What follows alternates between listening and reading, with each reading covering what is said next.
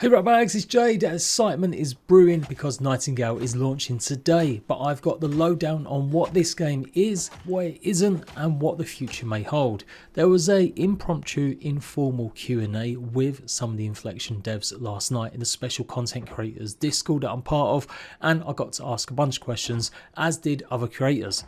There are some secret source stuff that I can't reveal, but I was given permission to talk to you about some of the stuff that we did get answers about. So I'm going to go over that today and give an outline to what this game is, or what it will be at its launch later on, and what to expect hopefully in the future. So leave a like if you find it useful. Do check out the rest of my Nightingale guides. I've sunk over 80 hours into the game now. I'm going to be live and promoting it hard on Twitch all week. Go and follow me to go and earn your Twitch drops, and let's go. So Nightingale, of course, is a 1 to 6 player co-op adventure survival game where you will be roaming around different realms, collecting resources, fighting the bound minions of the Fae, as well as other creatures, harvesting, collecting, you know the drill. It's got some fantastic base building parts, a real in-depth crafting focus, very similar to MMOs, but in a survival format. All set in this gas lamp world. I'm absolutely loving the game, obviously been enjoying it massively, and I've just got so much incoming. So that's what the game is. What the game isn't is a looter shooter. What it isn't is an action RPG. These are some of the biggest kind of, I would say, feedback or criticisms I've seen, that i.e. the game doesn't have responsive combat sometimes, or the shooting doesn't feel that strong. It is a crafting survival game focus. That's what the majority of the game you will be doing. Gathering resources, crafting new gear, building up your base. The exploration is a big part of that, and that's also one of its best features with the unique environments, amazing points of interest and skyboxes. Nightingale to me is one of the most beautiful worlds, or realms at least, I've explored in a game. You will have access to guns, and you've got a plethora of different tools and weapons to use, but it's mostly relying on you imbuing them with charms, enchantments and infusions to get the most out of combat. It is not a pew pew Destiny killer, it is not an action RPG light. This is a proper survival game where you're going to have to make sure you're paying attention to the environment, that you're not going to be overheating in the desert, getting constantly swamped and blighted by disease in the swamp, and manage your food levels and obviously the usual trappings that come with survival. And so that leads into a nice segue into one of the questions I asked Aaron Flynn, the game's creative director. It's fair to say some people weren't down with some of the combat that was shown off during the stress test. Obviously that has improved from that stress test to the build that I've been playing, and then obviously the full launch game.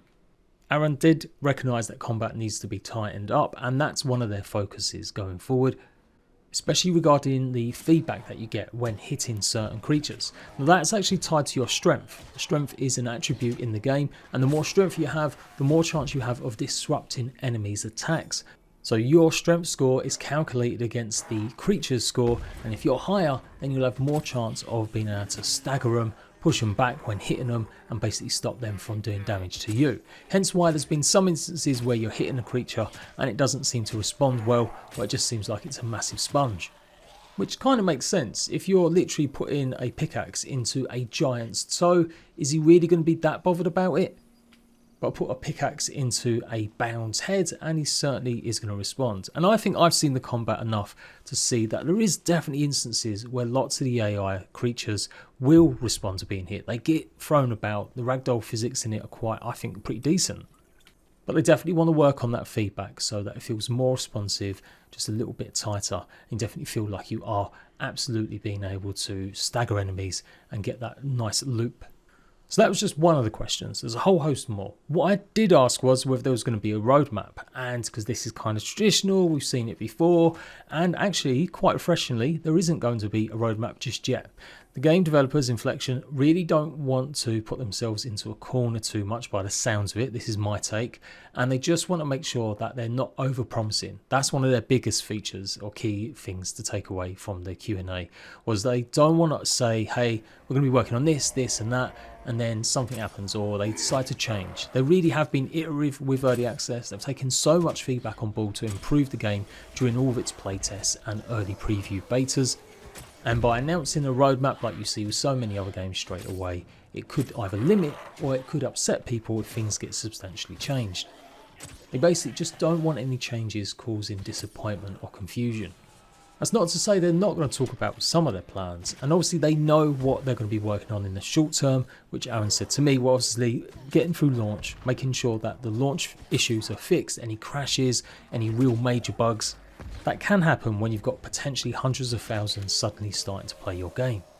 They have done robust testing with Google, pretty much synthesizing over 200,000 people playing at one time, and everything kind of looked good. Even during the stress test, I found that everything was pretty decent. I didn't really see too many complaints about people not being able to connect. And in my 80 hours, I've got to say, I've probably had maybe 2 crashes, and they weren't related to being able to join to servers or seemingly any kind of issue with that. In the medium term, they have seen all the feedback regarding certain things. They've already changed the UI and the UX. Some people don't like it, some people do, but either way, it was a majority of feedback that said it needed to go, and so they've done that pretty rapidly. So they're going to be improving on controller support, although I found controller support works really well with it at the moment. And then they'll be adding and concentrating on more quality of life, improvements to that UI, flow, queue crafting, and crafting from storage. That's probably one of the biggest ones. So that is going to come. It's more traditional at the moment where you have to have all this stuff on you while you craft, and it can be quite annoying when you've got so many different components. Crafting from storage will be happening. In the long term, obviously they're going to be adding more biomes, and you can imagine they'll be adding a lot more cards, whether it's minors, majors, but also finally revealed that console launches are being considered. No other details were given really, other than just to say that is something on the docket, but obviously they've got to really focus on PC. That's their first and biggest priority right now, making sure PC launches well, and then it's supported in the short to medium term. So again, it may be a case of having to wait until the game goes 1.0 before we see it arrive on console, but this is the first time that I think they've ever really spoken about the potential for it to come to other platforms. A few things have been reworked since the playtest and to the actual full launch. One of them things is hope. It was a key kind of component, or it's been promised as something really important. But as you'll probably notice from playing it later on, you'll find that it isn't that really big a deal. It's been pared back a little bit, and it's basically going to be revamped and reworked on, as it is a major part of the Nightingale mythos. So not quite removed, but certainly reduced, but it is going to be iterated on and improved upon. Basically, hope is meant to be like a cumulative score, I guess, to, I think, promote and show maybe your followers, that was the original idea at least anyway, that they were happy in your realm, that they would stay with you because hope was high. Now again, that was early sort of ideas. I'm sure it's progressed differently now, and who knows what it might end up being. So you do still need hope at the very beginning of the game, a certain level to do certain things within the tutorial, but it's really clear, and once you've done that, it isn't really much of a concern.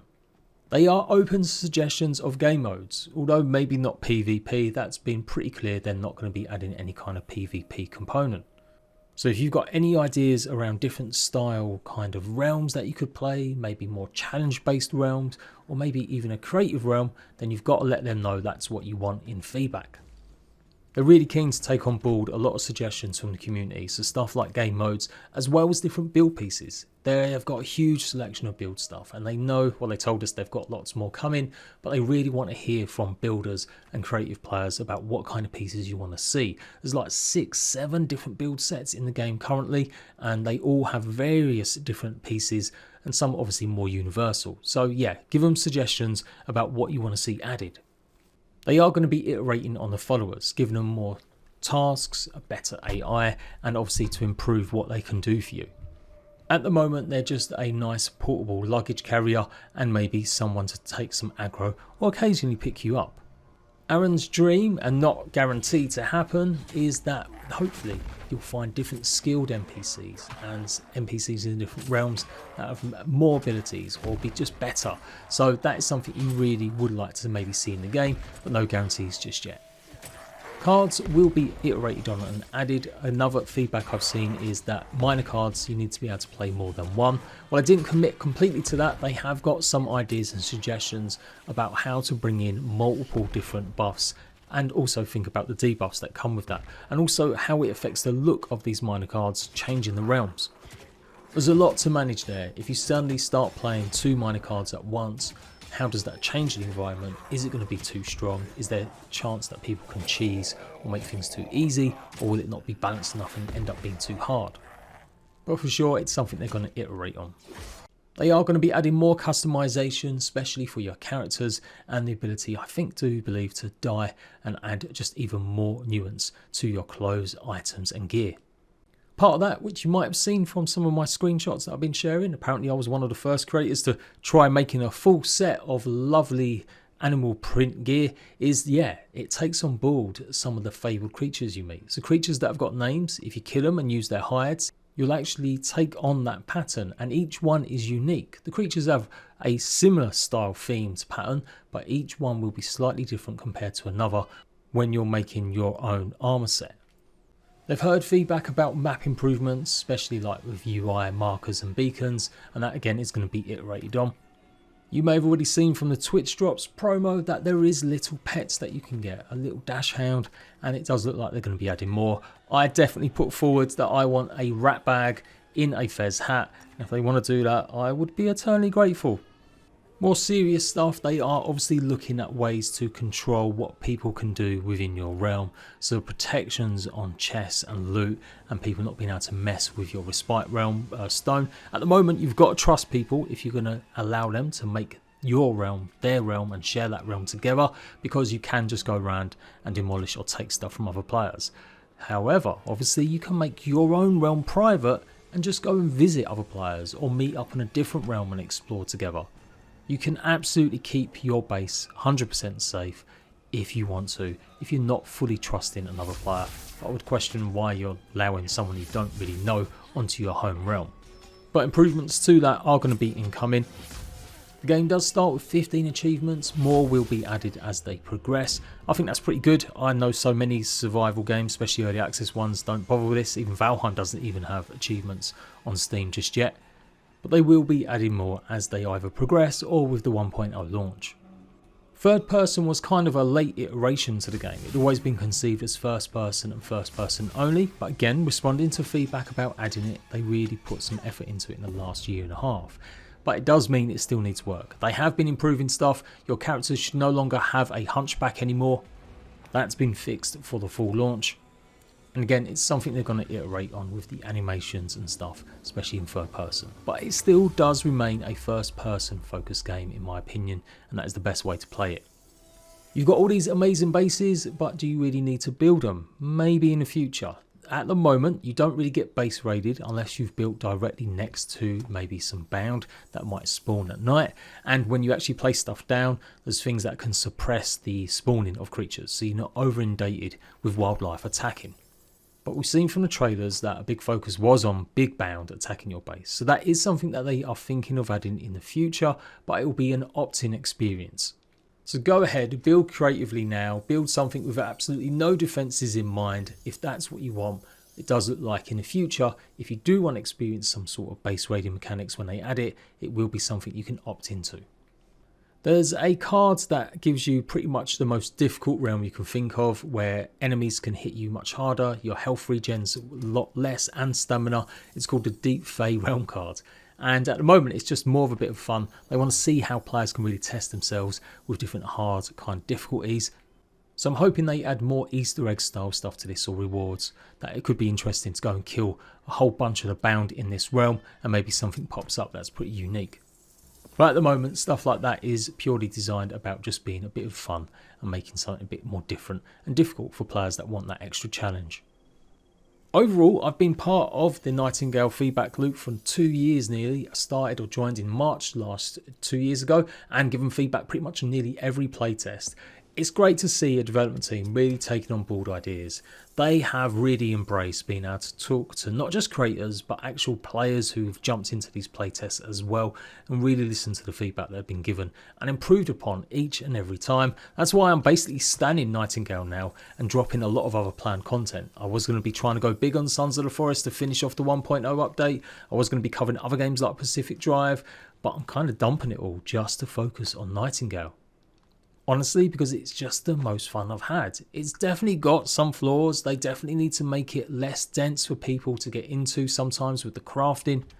And they admitted much that sometimes they don't always do a great job in signposting or showing people that some of these systems are at play.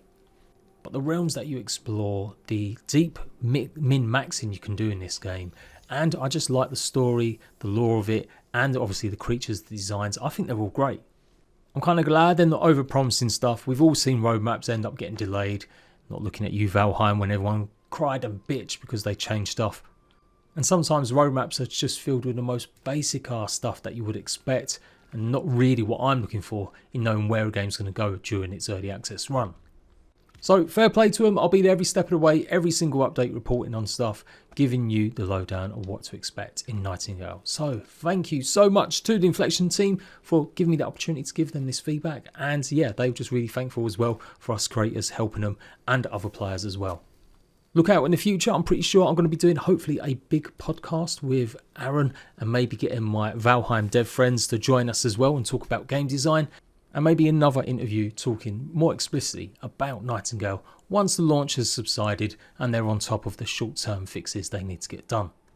So until the next time, I'll see you ratbags later.